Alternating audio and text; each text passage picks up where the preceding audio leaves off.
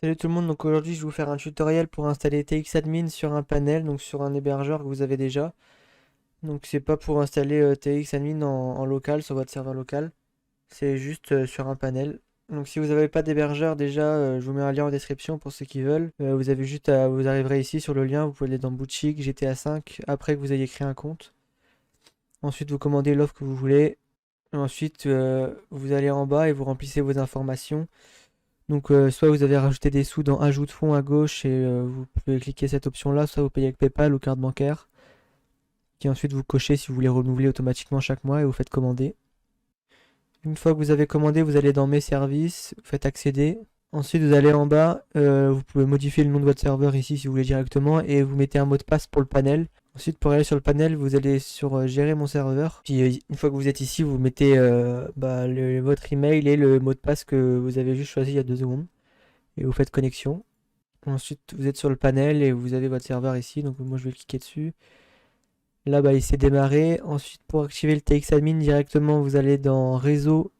Et une fois que vous êtes dans réseau, bah, ici, vous avez le port principal du serveur qui est utilisé. Et vous allez pouvoir créer vous allez pouvoir en ajouter un. Donc vous allez create a location. Là, ça vous a créé un deuxième port. Donc vous pouvez le copier. Vous pouvez aller dans démarrage. Et surtout, il faut copier celui qui n'est pas en primaire. Donc le primaire, ça va être celui que vous allez utiliser pour vous connecter. Et du coup, celui qui n'est pas en primaire, et ben vous le copiez, vous allez dans démarrage, port TXadmin, vous supprimez celui de base et vous collez le vôtre, et ensuite vous faites activer TXadmin.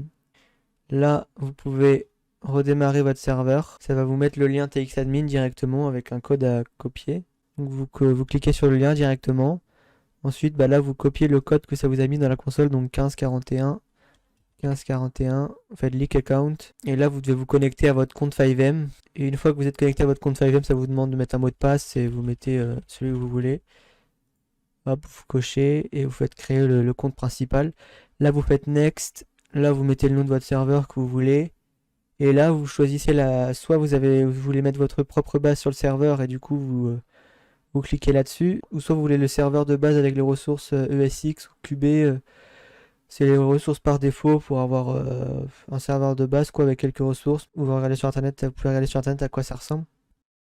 Mais c'est les deux les plus utilisés. Donc moi vu que je vais mettre une base par exemple, ben, vous cliquez sur le deuxième. Ensuite vous devez coller le lien. Enfin ensuite vous devez coller le chemin d'où va être situé les ressources. Donc vous allez dans fichier et là vous voyez qu'il y a déjà écrit. Donc vous copiez home et container. Donc vous collez ici puis vous supprimez les espaces.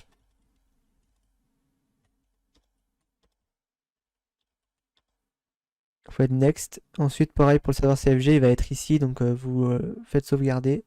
Et là, vous pouvez faire save et démarrer le serveur. Et là, vous êtes sur votre TXadmin et votre serveur va pouvoir démarrer. Vous allez pouvoir gérer tous vos trucs ici. Puis du coup, pour vous connecter, c'est pareil, vous allez sur le panel et vous copiez cette adresse-là. Et là, vous pouvez connecter avec le FluidConnect. Connect. Donc voilà, là j'ai expliqué juste pour installer le TXadmin basique. J'ai pas installé de base dessus ou autre. Donc si vous voulez d'autres tutoriels, vous pouvez me demander en commentaire ou sur le Discord que je vous mettrai en description. Donc voilà, c'était tout pour ce tutoriel. Je vous mets le lien en description de l'hébergeur et du Discord si vous souhaitez. Ciao.